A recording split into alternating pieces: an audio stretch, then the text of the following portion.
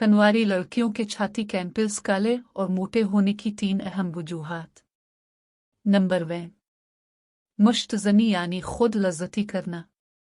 कनवारी लड़कियों के छाती के निपल्स के मोटे और काले होने की सबसे बड़ी वजह लड़की की मुश्तज़नी यानी खुद लज़्ज़ती करनी है। वो लड़कियां जो अपनी शहवत को पूरा करने के लिए उंगली का इस्तेमाल करती है।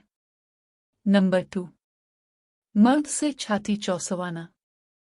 कनवारी लड़कियों के छाती के निपल्स मोटे और काले होने की दूसरी बड़ी वजह यह है कि जब हम बिस्तरी से पहले लड़की मर्द से अपनी छाती चौंसवाती है, यानी अपनी छाती मर्द के मुंह में दीगर लज्जत और मज़ा लेना पसंद करती है।